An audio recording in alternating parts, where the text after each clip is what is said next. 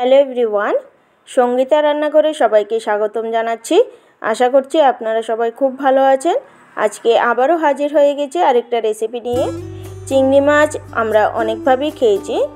আমি আজকে যেভাবে চিংড়ি মাছের রেসিপিটা আপনাদের সাথে শেয়ার করছি, এই রেসিপিটা একবার বাড়িতে ট্রাই করে দেখুন, খেতে কিন্তু দুর্দান্ত লাগে। তাহলে ভিডিওটা না টেনে পুরো ভিডিওটা দেখার অনুরোধ রইল। তাও চলুন শুরু করা যাক আমার আজকের রেসিপি। আমি এখানে চিংড়ি মাছগুলিকে ভালো করে কেটে ধুয়ে পরিষ্কার করে নিয়েছি। এবার মাছগুলিকে আমি ম্যারিনেট করে নেব।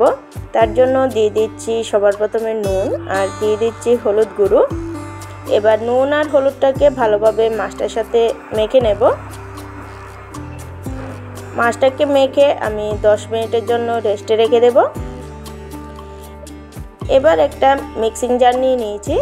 এর মধ্যে দিয়ে দিচ্ছি পেঁয়াজ কুচি, দিয়ে দিচ্ছি 3 টুকরো আদা, দিয়ে দিচ্ছি 7 থেকে 8টা কাঁচা লঙ্কা, দিয়ে দিচ্ছি জিরে গুঁড়ো আর ধনে গুঁড়ো, আর কালারের জন্য দিয়ে দিচ্ছি কাশ্মীরি লঙ্কার গুঁড়ো। আর একটা টমেটোকে আমি কুচিয়ে নিয়েছি, দিয়ে দিচ্ছি টমেটো কুচি। এবার সামান্য একটু জল দিয়ে এই সবগুলিকে একটা মিহি পেস্ট বানিয়ে নেব। মশলাটাকে আমি একটা মিহি পেস্ট বানিয়ে নিয়েছি। এদিকে কড়ার মধ্যে আমি আগে থেকেই তেল গরম হতে বসিয়ে দিয়েছি। এবার চিংড়ি মাছগুলিকে আমি ভেজে নেব। একে একে আমি চিংড়ি মাছগুলিকে কড়ার মধ্যে দিয়ে দিচ্ছি। এবার উল্টে পাল্টে চিংড়ি মাছগুলিকে আমি ভেজে নেব।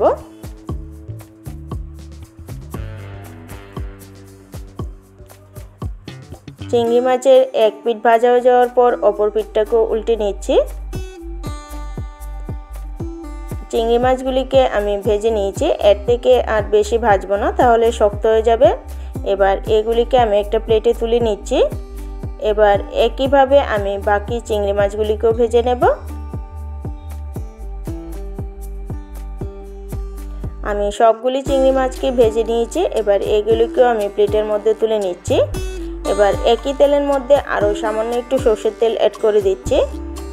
এবার দিয়ে দিচ্ছি ফোড়নে 2টো শুকনো লঙ্কা, দিয়ে দিচ্ছি শুকনো লঙ্কার পর ভাজা হয়ে যাওয়ার পর দিয়ে দিচ্ছি জিরে।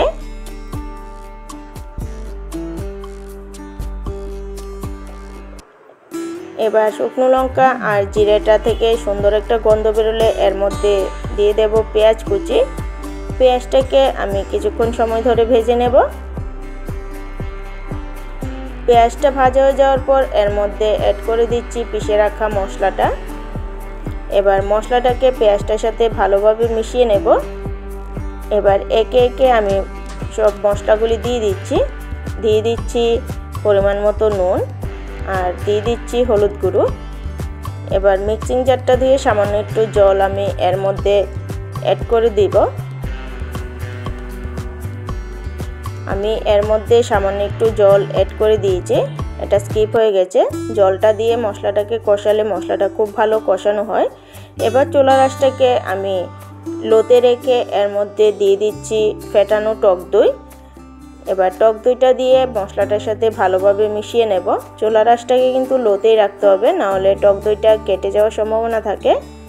টক দইটা দেওয়ার সাথে সাথে আমি মশলাটার সাথে মিশিয়ে নিয়েছি।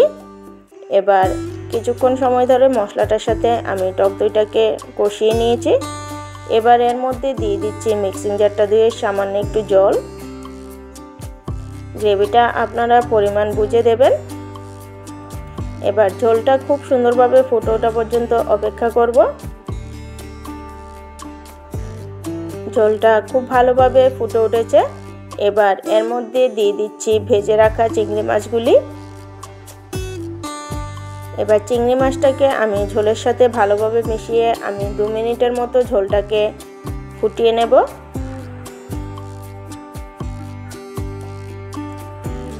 দু মিনিটের মতো আমি চিংড়ি মাছটাকে ফুটিয়ে নিয়েছি। এবার এর মধ্যে দিয়ে দিচ্ছি গরম মশলা গুঁড়ো।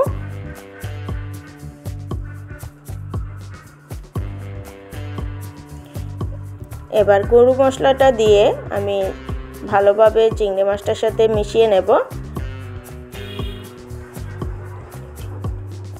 আমার চিংড়ি মাছের কালিয়া কিন্তু একদম রেডি। এবার আমি এটাকে একটা প্লেটে নামিয়ে নিচ্ছি। আমার আজকের এই ভিডিওটা কেমন লেগেছে অবশ্যই কমেন্টে জানাবেন। যদি ভালো লেগে থাকে একটা লাইক করে দেবেন। চ্যানেলটাকে সাবস্ক্রাইব করে আমার পাশে থাকবেন। আমার চ্যানেলে নতুন বন্ধু হয়ে থাকলে চ্যানেলটাকে সাবস্ক্রাইব করে পাশে থাকা বেল আইকনটা ক্লিক করে দেবেন। তাহলে আমার ভিডিওর নোটিফিকেশন সবার আগে আপনাদের কাছে পৌঁছে যাবে। আজকের জন্য এতটুকুই। আবারও ফিরে আসছি নতুন ভিডিও নিয়ে। সবাই সুস্থ থাকবেন, ভালো থাকবেন।